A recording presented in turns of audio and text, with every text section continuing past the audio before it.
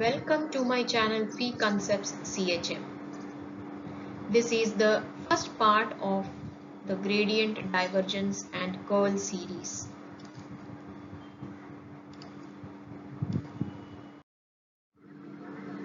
Partial differentiation. Differentiation of a function such as phi. Phi is a function of x1, x2, etc. of two or more independent variables x1, x2 with respect to one of them. Keeping the others constant is called as differentiation. So you differentiate phi, suppose first with respect to x1 by keeping the others constant. Derivatives hence obtained are referred as partial derivatives and are denoted by the symbol daba instead of d. Consider a bar a function of xyz of a point in space. Let y and z coordinates remain the same. As x increases or if it changes, the partial derivative daba a upon daba x denotes the rate of increase or change of a bar with respect to x. Now if x, y, z changes simultaneously, let dx, dy, dz are the differential elements, then the total differential in the vector a bar is given as dA bar is equal to daba a bar upon daba into dx plus daba a bar upon daba y into dy plus daba a bar upon daba z into dz. Here we can take a bar common and we can write this equation as daba by daba x into dx plus daba by daba y into dy plus daba by daba z into dz. Gradient. Suppose a function temperature T of xyz in a room. Let us start out in one corner and set up a system of axes. Then for each point represented by xyz in the room, T, capital T will give the temperature at that spot. We can find the derivative of T with respect to xyz variables.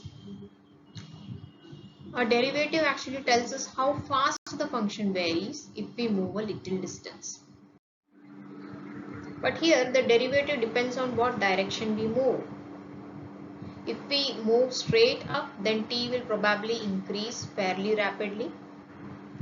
If we move horizontally, it may not change at all.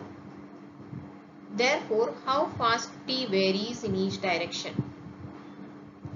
So this can be written by the theorem on partial derivatives which we have just seen as dt is equal to daba t by daba x into dx plus daba t by daba y into dy plus daba t upon daba z into dz. This tells us how t changes when we alter all the three variables by the infinitesimal amounts dx, dy, dz. So now this equation can be written in this form as daba t by daba x into I cap plus daba t by daba y into j cap plus daba t by daba z into k cap dot, this is dot product, into dx dot product of dx I cap plus dy j cap plus dz k cap. So if you solve this equation, you will get this equation. That is, if you multiply this first term with this first term, you will get this daba t by daba x into dx and I cap dot I cap will be 1. Same way, if you multiply the first term with the second term, it will be 0 as I cap dot j cap is 0. Same thing happens when you take the dot product of I cap dot z k cap, that will be also 0. So this is for this first term. Same thing you can do for the second term. You get this term, and if you multiply the third term with this bracket, you get this term. So this term is now written as del t dot dl bar. So we can write from the above equation that del t, we will see what is this symbol del. So del t is actually I cap into daba t by daba x plus j cap daba t by daba y plus k cap daba t by daba z. Here we have written down the unit vectors first. We can also write it afterwards also, like in this equation. Del operator. So we introduce this differential operator del. Del is given as I cap dabba by dabba x plus j cap dabba by dabba y plus k cap dabba by dabba z. It is not a vector in the usual sense. It has meaning only when it operates on a scalar function to produce the gradient of that function. Indeed, it is without specific meaning until we provide it with a function to act upon. It does not multiply the function. Rather, it is an instruction to differentiate what follows it. Since it is assumed to have the character of a vector, its product with the scalar is a vector. So any function in front of it, it will operate on that function, that is, it finds the derivative of that function.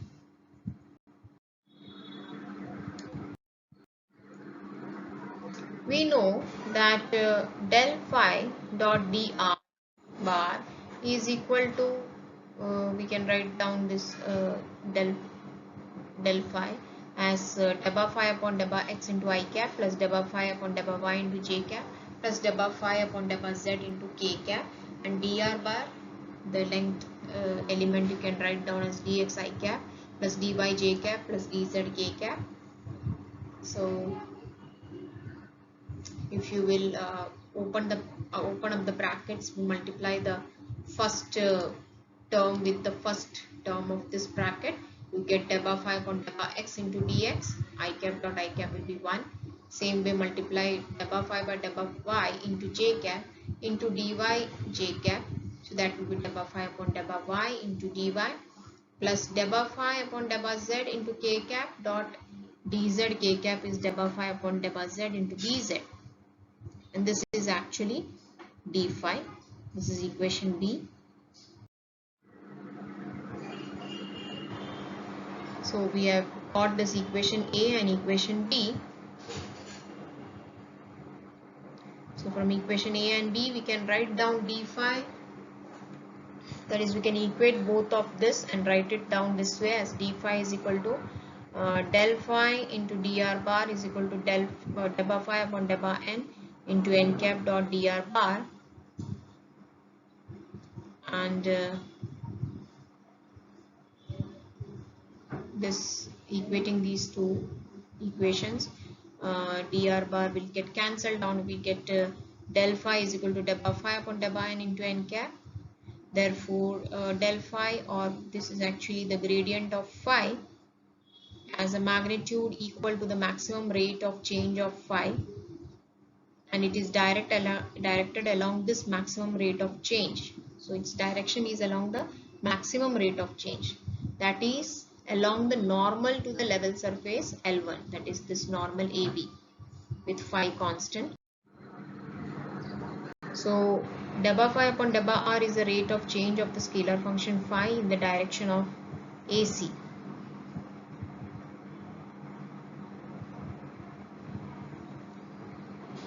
It will be maximum when dabba phi upon dabba r is in the direction of AB. So along that it will be having the maximum value, that is along the unit normal vector n. So suppose you have this diagram shows a hill, and you want to come down from this hill. If you are at the top, you want to come down. There are different ways to come down, and the steepest path will be having, or you will be reaching fast from the steepest path. So that steepest path will be having the maximum gradient or maximum slope. So then comes the concept of directional derivative. If n cap is a unit vector, then n cap dot the gradient, that is del f, is called as the directional derivative of f in the direction of n cap. The directional derivative is the rate of change of f in the direction n cap. The maximum directional derivative of the scalar field f is in the direction of the gradient vector del f. Now we'll see the problems. Find the gradient of r is equal to square root of x square plus y square plus z square. This is the magnitude of the position vector.